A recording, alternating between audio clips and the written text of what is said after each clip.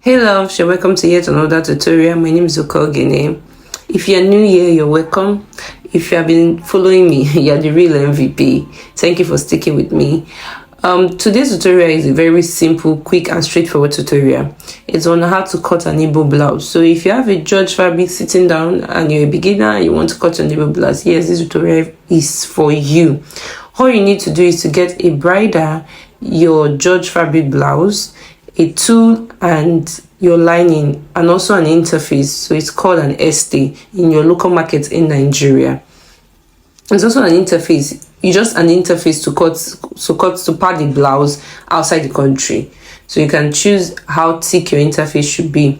We'll also be making use of this princess dart pattern to cut it. If you don't know how to cut a princess dart, I'll be linking the video on how to cut a princess dart below for you to learn on how to cut this pattern before you can make, pardon my voice, I'm done with code, so for you to make this particular blouse.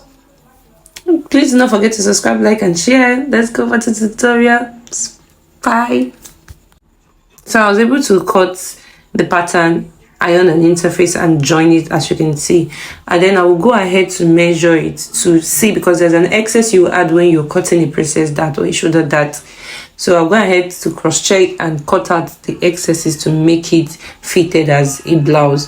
After doing that, I went ahead to cut so it's like you basically taking your shoulder measurement, your shoulder to your armhole measurement, shoulder to nipple, shoulder to waist, taking the vertical and the horizontal measurements to make sure that it is okay.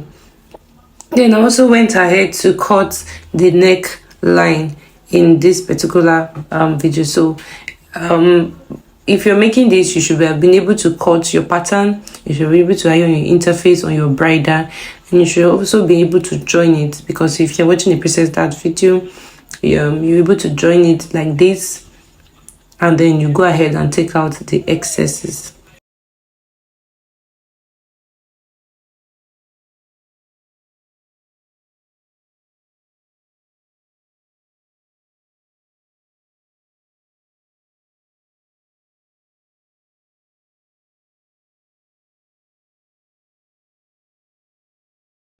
So for the neck measurement, I took a depth of 6 and a width of 3. So you can make your wideness to be 3 or 3.5 depending on how. But I'll show you at the end that it was not too wide and it was not too open at the end, where you're going to see how it looks like on the client.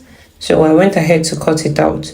And as you're cutting it out, you're going to do the same measurement on your lining.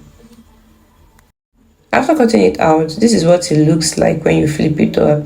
This is what it looks like. It looks beautiful. And because I've not added the cup to it to stand it out, but it's already looking nice and it's coming out very, very beautiful. What next we're going to do is I wanted to join the George fabric directly on it, and then I remember that I had students who are beginners, so I was supposed to cut the George fabric with the bridle. So all I needed to do was just to open it and then trim it out.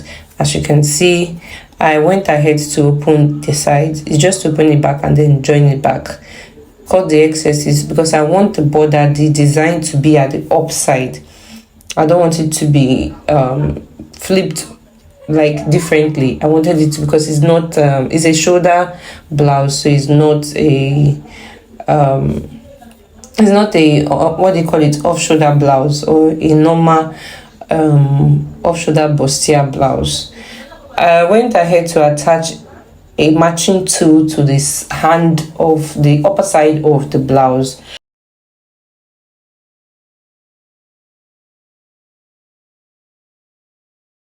So I've joined one side so you can see what it looks like, and then I'll trim the excess, the side where the net is showing. I'll just trim it out to be equal with the fabric. I will do the same thing to the other side. So I've done one side, I'll do the same thing to the other side, and then I will turn it with the lining so that I can turn it. Please, when you're turning it for the neck side with the lining, do not forget to notch your edges please do not forget to knot your edges so that it can relax properly. I've gone ahead to turn it. It's looking very pretty, as you can see, sitting very nice. I've notched all edges. Oh, and also I attach cup, so I'll be showing you what it looks like. I attach the cup to the lining the other way so that it looks like a corset, right? So when you put the when the breast is sitting, it sits pretty, very, very pretty. This is a very nice technique actually, then, so it's very easy. You don't need to iron a wadding or a pad to make it stand out. Yes, if you're doing that, that's not a problem. I also do that, but this is just a direct way of attaching the cup. Then this is what it looks like at the back side. Like what I said, it looks like a corset at the back side because I attached the cup round. And then all you need to do is to press it so that it can relax, and go ahead to do the back. So I'll be showing you shortly what the back looks like.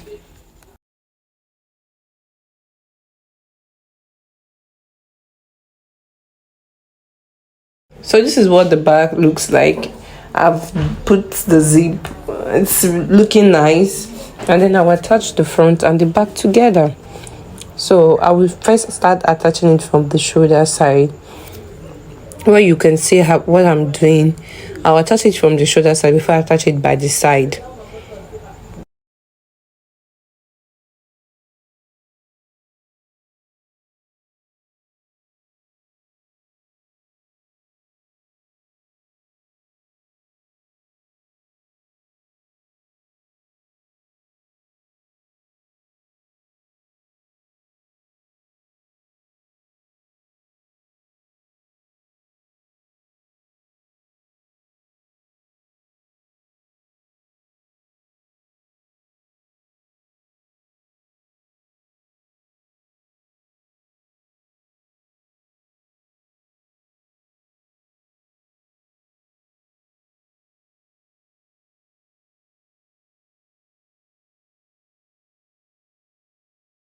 So it's time to make the sleeve.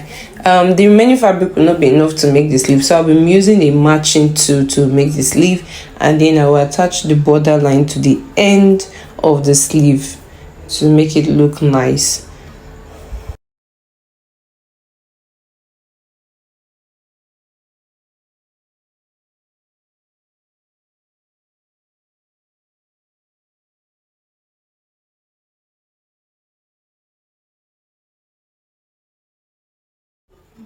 So this is what it looks like before I attach the sleeve, looking so beautiful and nice.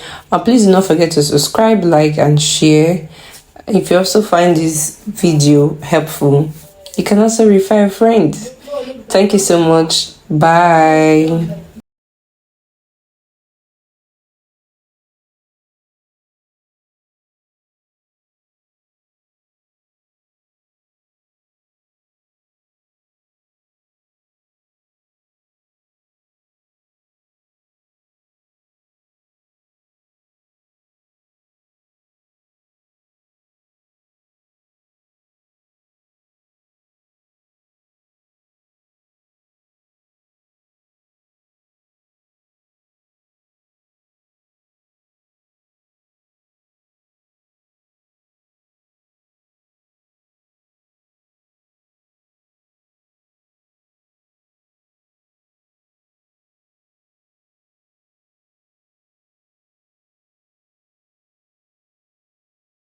So I went ahead to attach something like a rose because she complained that it's too plain. Anyway, thank you for watching my tutorial. This is what it looks like. Please like and share. Do not forget to subscribe.